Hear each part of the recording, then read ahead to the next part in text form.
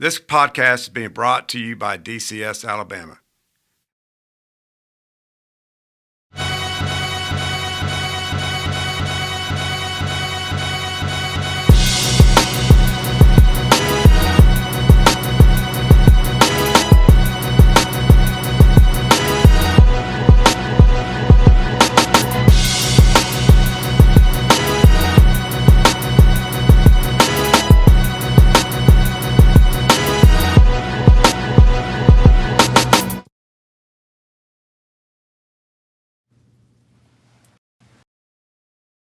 Out to Benny Hertz, my childhood friend. We have another guest in here bobbing their head to your music, man. Yeah. We thank you for it. Oh, wow. Leah Wiggins, agent, publisher. Leah is committed to helping people overcome obstacles and win in life. She is owner of Leah Wiggins Agency of Farmers Insurance, an award-winning scratch business she started in 2009. She is a registered representative holding both Series 6 and 63 licenses. She and her agency team have assisted thousands of individuals, families, and business owners protect their assets and build wealth. Leah is the author of 2 children's books under her company, eVision LLC. The company has published more than a dozen authors' work as well.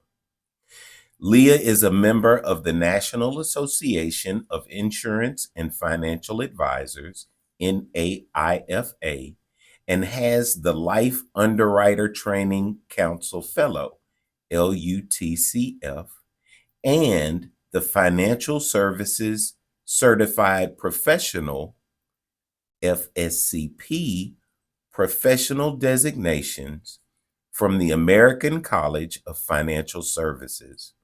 She is a graduate of UAB's Collat School of Business and the University of Farmers for Insurance Professionals. Leah was recognized as an NAIFA Alabama Top Advisor for 2022. She is a back-to-back winner of the Best Insurance Agent Award given by readers of Birmingham Magazine. Leah has qualified for both the Farmers Insurance Championship and its Topper Club 2 times each. In 2018, she was the only woman and only Black owner to represent the state of Alabama. Her community service is centered around her passions for philanthropy, mentorship, and total life prosperity. She is a life member of Alpha Kappa Alpha Sorority Incorporated and the Southeastern Region representative to the International Connection and Social Action Committee of AKA. She is the 36th president of AKA Omicron Omega chapter, where she led chapter operations, programming, and served on the executive leadership for the construction of its CEAF Pearl Center, a $1 million community center during the global pandemic. Leah co-founded the CEAF Financial Empowerment Conference, which has impacted hundreds of Birmingham area citizens since 2013. The annual conference provides youth and adults with resources and education on how to build wealth, buy a home, and start a business. Leah is God's Heritage Fellowship Ministry Director at Calvary Resurrection Christian Church, President of Grace Browning Unit Parliamentarians, Board President for the Sickle Cell Disease Association of America, Central Alabama Chapter, and Board Director for the Birmingham Urban League, Huffman High School Alumni Legacy Board, and Children's Aid Society. She is an appointed commissioner to the Alabama Sickle Cell Oversight and Regulatory Commission. Her awards include the Links Incorporated Tri-County Alabama Chapter, Model Citizen Honoree for National Trends and Services, AKA Southeastern Region Entrepreneur of the Year, and Omicron Omega Chapter Humanitarian of the Year, and Member of the Year. Leah attributes her success and ability to lead and serve others to God, her supportive family, and empowering mentors. Her proudest assignments are wife, mother, and grandmother. That is the most impressive resume. Oh my gosh. But can you tell a joke? That is the measure. You can have all the accolades in the world, but can you tell a joke? Well, I think I can tell a little joke. All right. And here's my joke. What creature is smarter than a talking parrot? That's good. What? A spelling bee. I gotta give you a little something on that. What do you call an all-black sorority? Ooh, an all-black sorority? Mm-hmm. Hmm. A minority. That's true. That would be true. Wah, wah, wah. It was the only sorority joke I've got. The other sorority jokes I found, you would punch me. So we're not going to do those. We're good. Okay. All right. So, keeping it light. First of all, I'm going to stop saying so.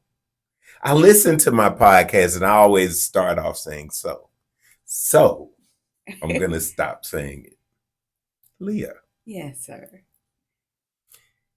I read your bio. I read, it was some bio on Google or whatnot. And I saw your Birmingham wiki. Wow. All of them mentioned Zion City. Like, you don't just say Birmingham, you don't just, like, you're very specific, like I am about Titusville. Yeah. So that stood out to me. Yeah. So I want you to tell me, first of all, you from the East Side. East Side. Yeah. And East Side. Yes, coming up, like, I used to always say, there's no way this little pretty girl existed, and I knew nothing about her. We did know each other back in the day. And I think about that too. And but anyway, I want to know your story from the East Side and how Zion City made such an impact on you and why you love her so much. Yeah. And how your parents meet and where you go to church and who your best friend. Okay. Tell me about you. Like, you do know that we were almost in-laws, right? No, I don't know that. You have to be kidding. I can probably think about that, but I did not know this for sure. Tamika, I was Tamika's first crush when we were like 8. Oh wow! I remember my kindergarten crush too. I remember that, so that's understandable. Yeah, so I mean, it almost happened. Almost happened. But yeah, tell me about Zion City and what that was like, and where did you go to elementary school and all that. So first of all, thank you for even asking me that, because Zion City means so much to me. It's East Side, and back in the day, prior to my mother, actually prior to her parents, her father actually, they came out of an area from maybe the Huffman area. It was a settler area, was an area given to her grandfather, who was this mulatto child that came out of this, the slave uh, owners and his mother's relationship. Okay. And the name was actually Eubanks. He dropped Banks when they were given this area in the east side of Birmingham. So Zion City, there are a lot of different hodgepodge families in there, so to speak, but those families and my family came from being given land from this child that was a slave owner's child. And so That's so cool. You know that history. well, Like, yeah, I mean, good, bad, or indifferent. Like, so many of us don't know Yeah. anything about how we got what we got, where we Yeah. come from. So that's cool that you know that much history. Well, I spent a lot of time with a lot of old folks. My history is this.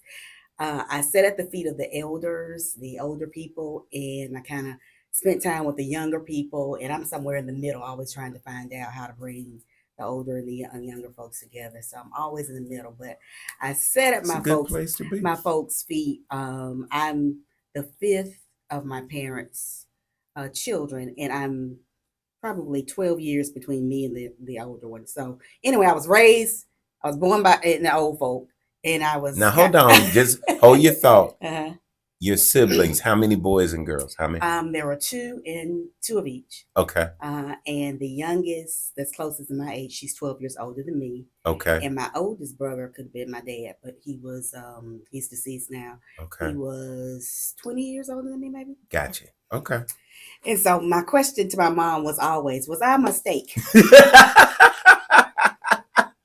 What'd you think? I've had my own thoughts about that, but she never told me Right. that I was not playing. Right. Never told me I was a mistake. Right. And by Well, see, a mistake and not planned are two different things. well, you could say that, yes. Well, in my opinion. But yeah. my question as a child, I didn't break it down like that. I said, Right. was I a mistake? Was I a mistake? Yeah. And she never said no. But she never said yes. She just told me that God has a plan for you. Amen to that. That's right. So the same thing I still say today to my children. But my parents had me by today's standard, maybe even young. She was nearly 40 years old, but people are older having children today. But yeah. So she had me then, and she was a product of the Zion City area, having had 9 siblings herself, and I think her father may have had 14. And so in the Zion City area of those, my grandfather, was given this parcel of land in the Zion City area, along with some of his other siblings, all had pieces of land in Zion City.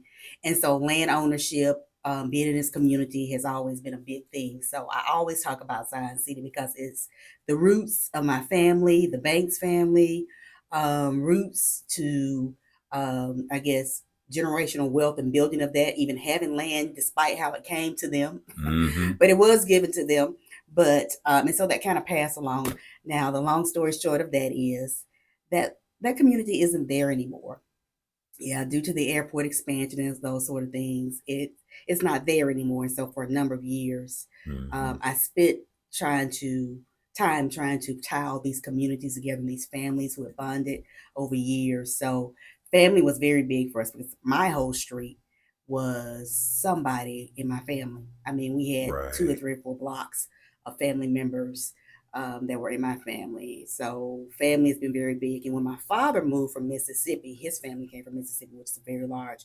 They began to acquire land in Zion City too. So not only was my maternal family there, but my paternal family is there. So I always talk about Zion City because for me, it's nostalgic of legacy, of heritage, of building, so many roots. We had a church or 2 or 3 that my family members were pastor and leaders in, and then another church in which my paternal family built in. So for me, community has always been big. What's the elementary school? Where did you go to elementary school? So My school that we were zoned to in my community, I was right on the line. I could have gone to Banks or I could have gone to Huffman. Okay. But my street, actually, my parents encouraged me and made me go to Huffman, so to speak. Okay. So I had, and I always say I had the best of both worlds, because there are a lot of people from Banks that were in my community, and a lot of people from Huffman. So I got this whole diverse group of family of people. And Huffman was a magnet school back in my day. And so my community was even larger because people from all around Birmingham went to Huffman. But I went to Huffman. I'm a proud alum of Huffman High School. But I went to Robinson Elementary. Robinson. Okay. I went to W.J. Christian for the last part when it became a middle school. I went to Barrett and then to W.J. Christian. So I went to I started at Curry Elementary. Okay. Then I went to Robinson.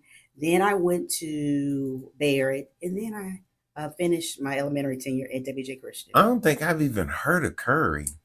Is it still a school? No, it's probably been, I can't tell you when it stopped being in existence, but it has been since the last 2000, because I did a small tour there with my book for a couple of years or so. Okay. But yeah, so, and that was early 2000s maybe. Okay. So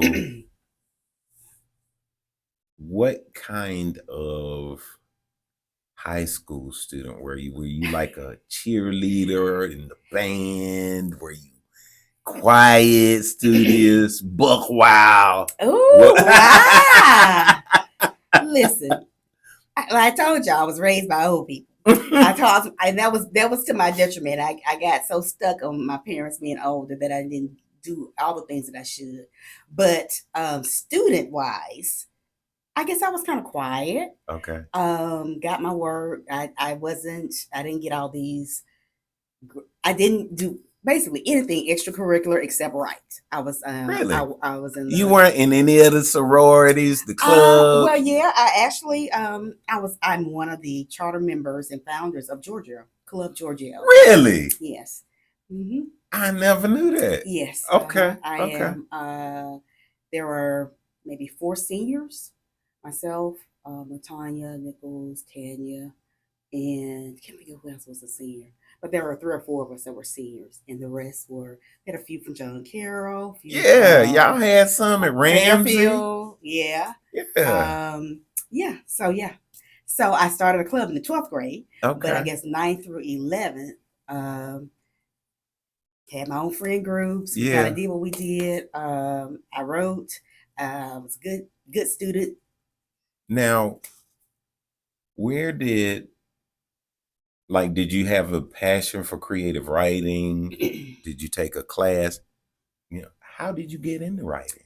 I don't know. I think writing has always been something that. Did it start with poetry or something? How did the writing start? Yeah, I think poetry probably was the first thing. Okay. I've always loved the English language. And English has always been something that was near and dear to me.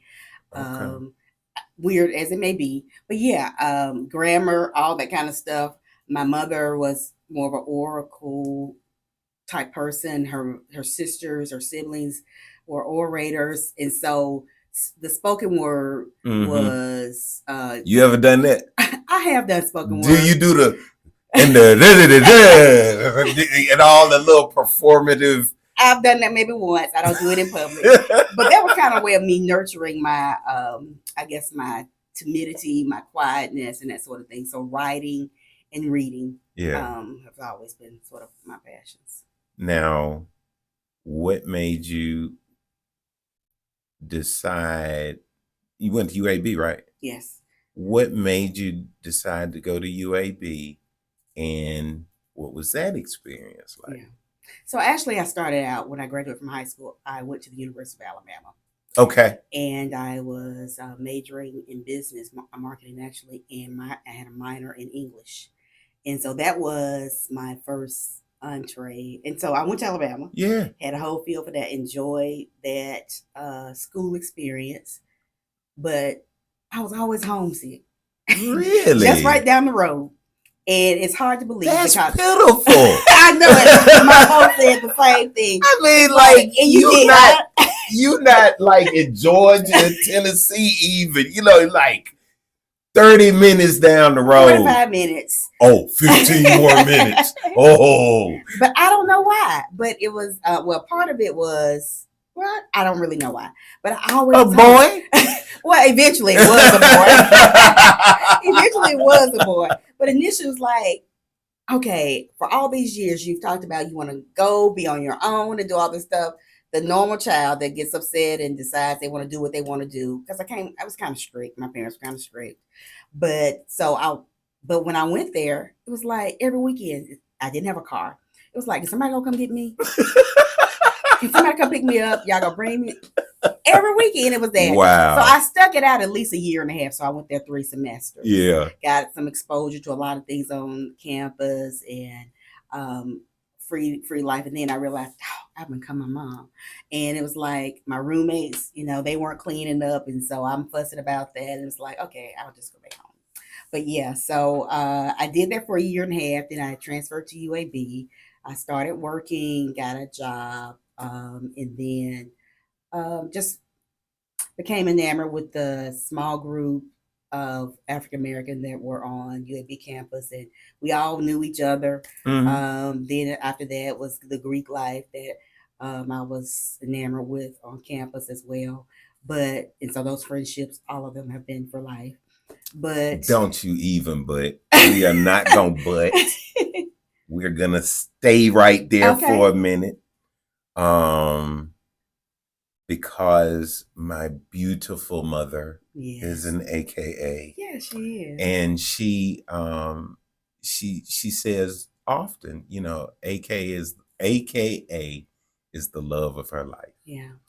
And like, tell me what your experience. I mean, I'm not just saying this. When I think of AKA, if I'm not thinking of somebody in my family, you're the epitome of AKA in the city to me. Wow. No, I'm serious. Thank you. Like, you, not only are you so accomplished, but you're so respected by your peers and your sisters. And, you've been elected as president. Like, I was excited for you when you got elected president, because you were the youngest, right? No, I was not the youngest. Well, you were the youngest I saw. No. But I just have to give you time to say something about your beloved sorority. Okay. So 35 years ago, this past March, I was initiated into the sorority. I had some exposure from the University of Alabama with the sorority. And of course, there were some teachers that. So no family. But I actually was the first person in my family to become a member of Alpha Kappa Alpha sorority. Had an aunt that was in Greek, but she was an older aunt and she wasn't really involved as much, but she was a Zeta. But really nobody, either paternal or maternal, that had been a member of Alpha Kappa Alpha. And so for me, I went to the rush and I just like, wow, that was a great experience. These women are accomplished. They're doing things on campus.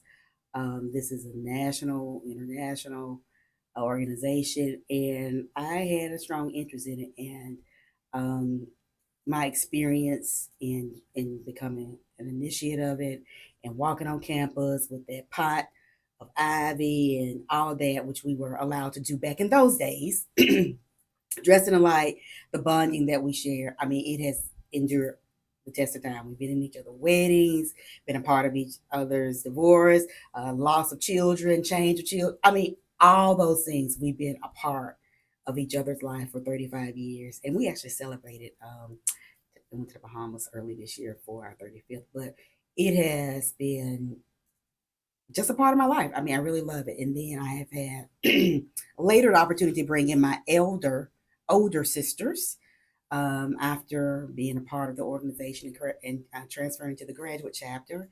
Then I have my legacy daughter. I have 2 nieces. So our legacy of Alpha Kappa Alpha has extended because of the 116-year legacy that organization has had in impacting not only women, but men and families and communities, and being of service and bringing issues to the forefront to increase our opportunities to be at the table and to create the tables for all types of aspects has been it's been amazing for me. How many were on your line? On my line, there were 22. 22. And at the time, we were the biggest line that UAB had ever seen of any of the Greek organizations. So yeah, we were too much. And if a young lady were considering joining a sorority, what would you say? What would you that was pretty strong what you said, but what little piece of advice would you give? Well, I always say that an individual's personal strengths will spill over to what they do in their life, whether it's in a church, sorority, or whatever it is.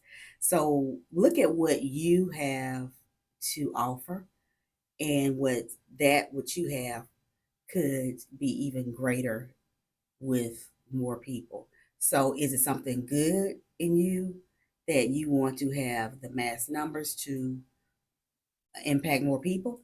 I say look at yourself is what I say. Look at yourself. What do you bring into the table, and what more can people gain by having you be a part of the organization, whatever that organization is?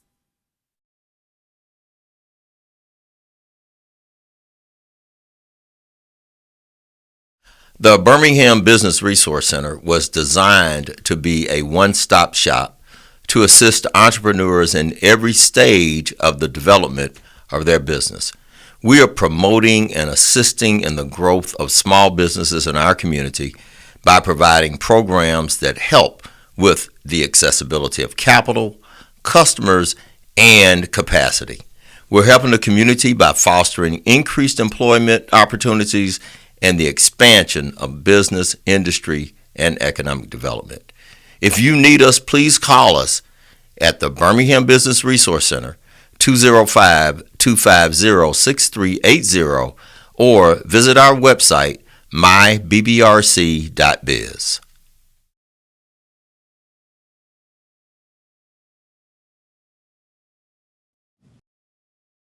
Tell me about your participation with the Sickle Cell Foundation. Well, my involvement with the Sickle Cell Disease Association of America, Central Alabama, has been longstanding, and actually, my involvement with that started through my sorority. Okay. Many of the members of my sorority have had long time relationships in terms of building, being board member, fundraising for the Sickle Cell Disease Association of America. And I'll go back. Now, this was a committee back in the day that they established to do research for sickle cell disease. Mm-hmm. And it evolved to be what's known as the Sickle Cell Disease Foundation. And after it became affiliated with the Sickle Cell Disease Association of America, it's now called Sickle Cell Disease Association of America, Central Alabama. But a lot of people know it as the Sickle Cell Disease Foundation. But my involvement, we were fundraising, we've had participated in the walk, which is now 26 years old. And when I was, you get stuff, Mm-hmm. but you only focus on when is it, where is it? Yeah. Well, earlier it really dawned on me. I'm like, 26 years, that's a long time. Yeah. Yeah. Yeah, that's the walk. But the association started in capacity in 1976, and it has evolved so much so till now there is the lifespan center at UAB, and then Children's Hospital for children, and so there are a lot of resources that have grown through this association. And so my involvement has extended beyond just the fundraising, being on the team that walked back in the day in my sorority through a service project, to now serving on the board of directors. And I was previously the treasurer. I'm now the president. This is my second term as president of the association. And so these last 2 or 3 years have been very pivotal, but we've stayed true to our mission of education, advocacy, and making sure that the quality of life for those who have the disease or the trait is impacted positively. People are living longer, and so the services and resources that we provide impact that in their families. We provide psychosocial um, service support, social services, community awareness, all the things I just described, advocacy. And so the tag that people purchase, we get, um, revenue from that we can give to our 13 county partners. Actually, our association, Central Alabama, impacts 13 counties around the state, from central to east Alabama. And so that's our goal, is to make sure that those people who and families, which it impacts a lot of people of color, and there are resources to provide to them. Some have opportunities to work. Some, are so impacted by the disease they cannot work, and members of their family cannot. They start out with this as a child. They live longer, so they need more resources as they become adults, because it doesn't just stop there. But and my involvement is to make sure that the quality of life, just the mission, goes forth for this organization.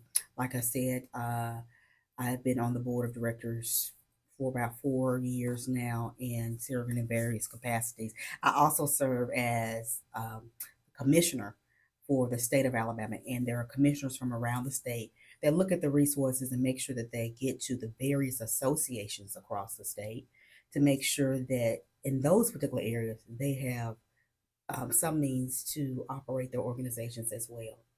So I think it's impactful only because so many people may be touched by this in some way, whether they have the trait or the disease. Well, that's perfect time. We'll plug Sophia's podcast. You brought the executive director, Sophia Leverson, Yes. earlier, and we did a little, we had a little talk, so y'all check that out. Where does your spirit, if you will, of philanthropy come from? Like, it's not just enough that you serve. So many people just want to serve on a board. Then they get on that board and they don't want to do board service no more. Not only have you participated in so many philanthropic efforts, not only have you been the leadership of those philanthropic efforts, but then, like, this being a commissioner, not only impacting Birmingham, but all of Central Alabama.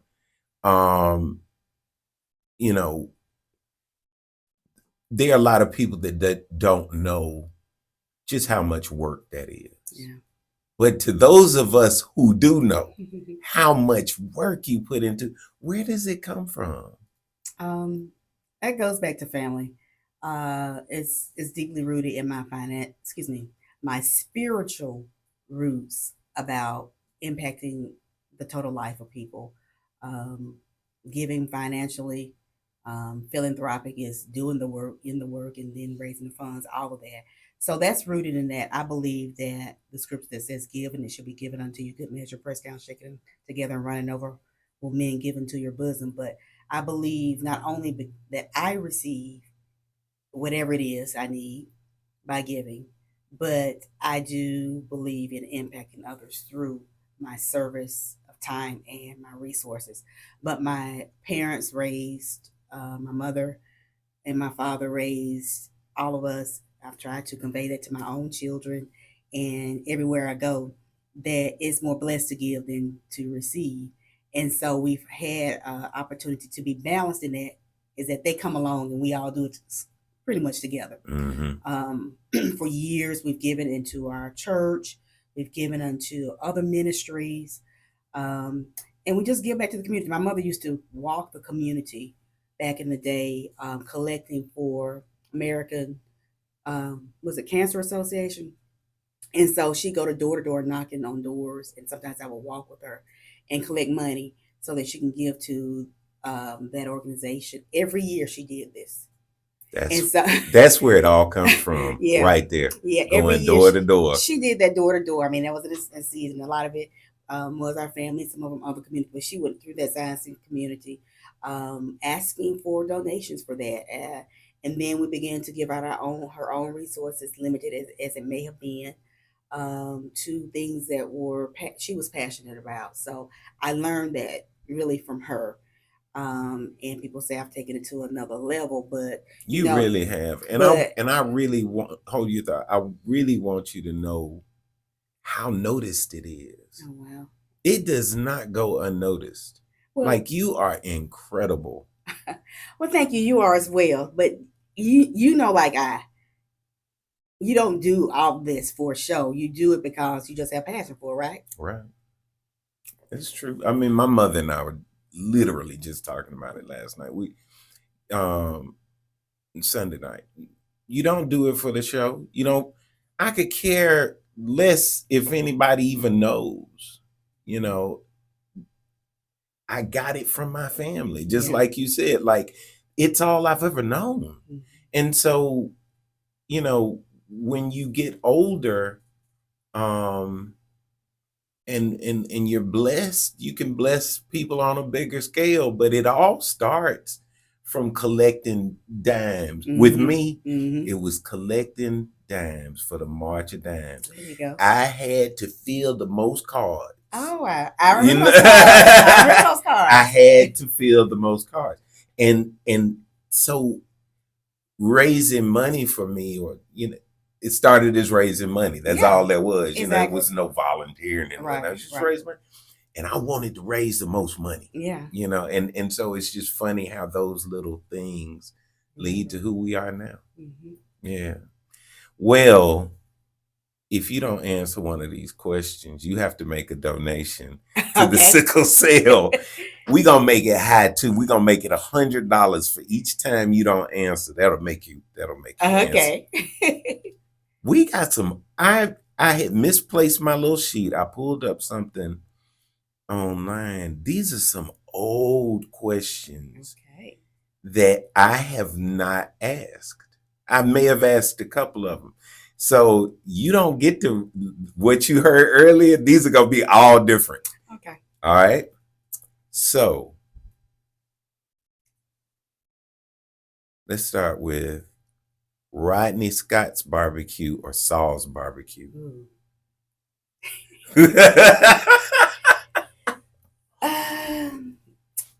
So I have a couple of clients that work at Saul's. So I'm gonna go with Saul's. Okay. All right. Bear Bryant or Nick Saban? I would say Nick Saban. Okay. How about Big B or Woolworth? Ooh. Big B. All right. City Stages or Heritage Festival? Festival. Oh my gosh. I got some strong memories at both of those. Oh my gosh. I don't know how I'm going to answer this. Oh, I would just say because of emerging relationships. I would just go out. I don't know how to answer that one. Back in the day, I was a little bit young for Heritage. Got left there. Oh gosh. That's hard. City Stages. You go with City Stages. Yeah. Final answer. All right. Civil Rights Museum or Negro League Museum? Civil rights. Okay. How about Sloss Furnace or Vulcan Park? Vulcan Park. Al's or Purple Onion? Else. Alabama State or A&M? Huh. Uh, Oh gosh, so many family friends at both. The grandmother attended Alabama State Negro College for teachers, started there. So I'll go with Alabama State because that's the beginning of it all for me. okay. I like the way you process. iPhone or Android? Definitely iPhone. Yes. Let me see.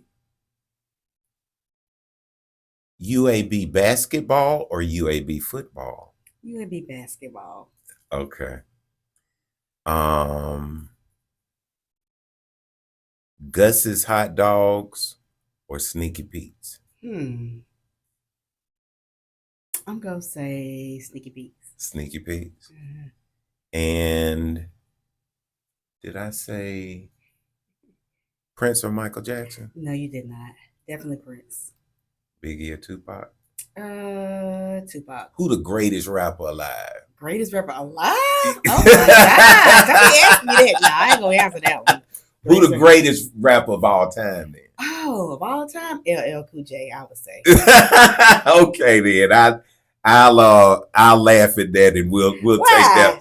Cause you know LL can't rap. Look at the look on his face. Let me take that back. Because I'm a huge LL fan. I meant in comparison to the GOATs. Okay, so who is your greatest rapper of all time? Greatest rapper of all time to me. I'm gonna have to go with Eminem. Oh, okay. Yeah. You can't argue with that.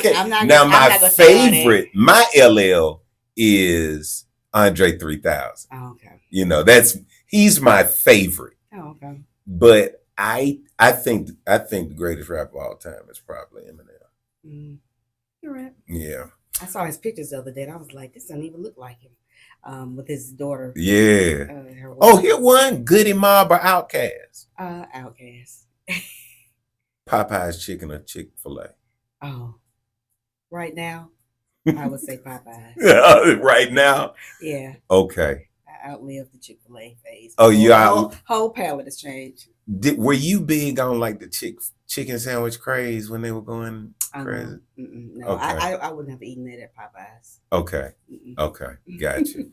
I want to close with the children's books, even though we kind of talked about your writing earlier.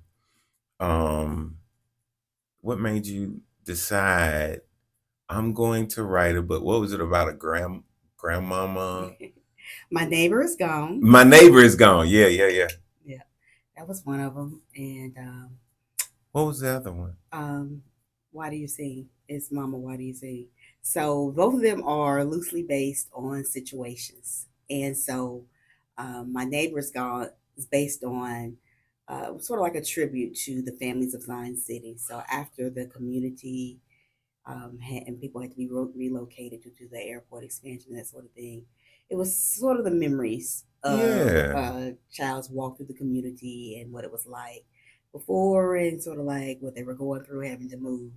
And then a tribute to all of those families. It was hundreds of families that had to be moved from Zion City and Roslyn Heights area. So that was my inspiration, was basically to build a legacy.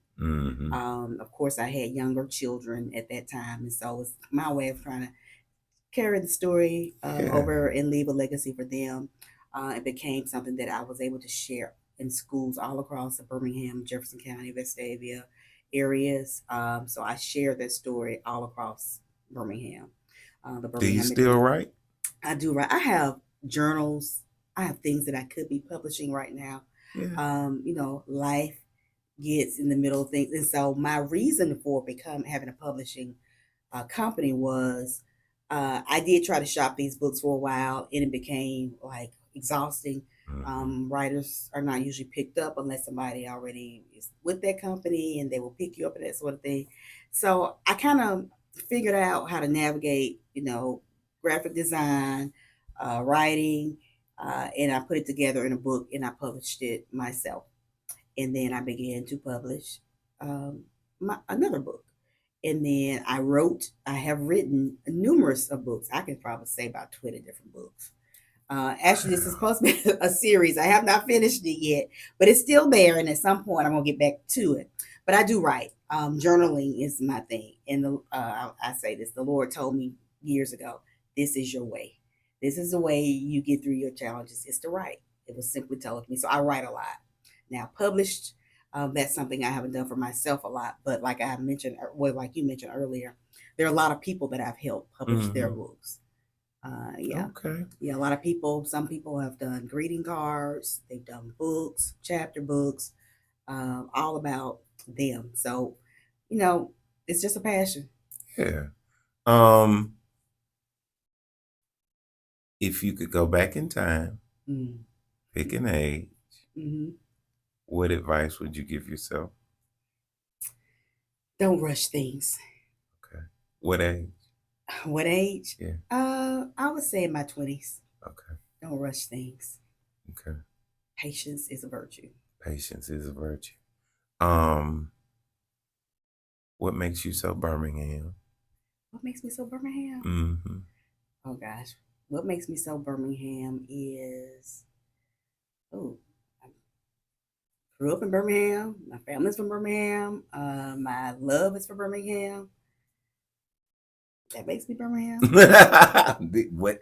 There is no wrong answer. All right, that makes me Birmingham. There is no wrong answer. If you had a superpower, what would you want? What superpower would it be?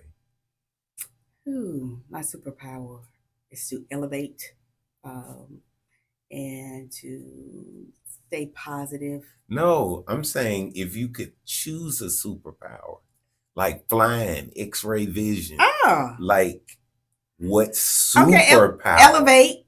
Then that gets to the point of me rushing, trying to get somewhere while, in a fast pace. So again, I guess I will fly. You would fly? I will fly. Yeah. I will fly. Yeah. And let me think. Your favorite scripture, Bible story, or Bible figure?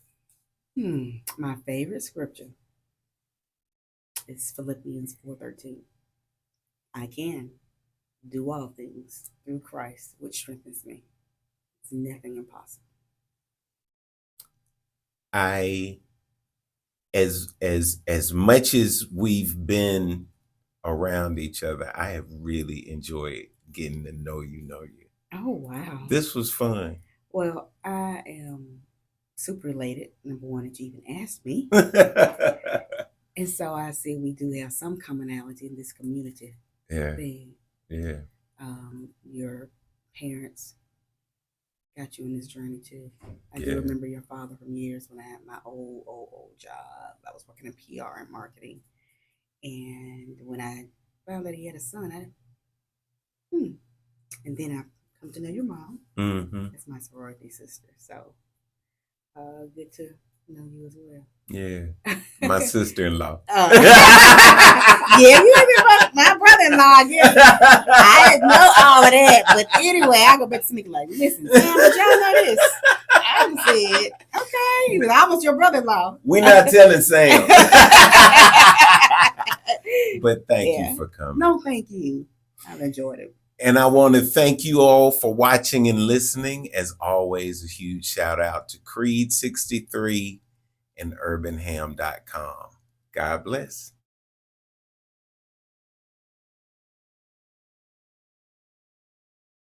Hello, I'm Leah Wiggins, Board President for the Sickle Cell Disease Association of America, Central Alabama Chapter. We'd like to invite you to the 26th Annual Magic City Walk at Railroad Park on Saturday, June 15, 2024, from 8 a.m. to 12 noon.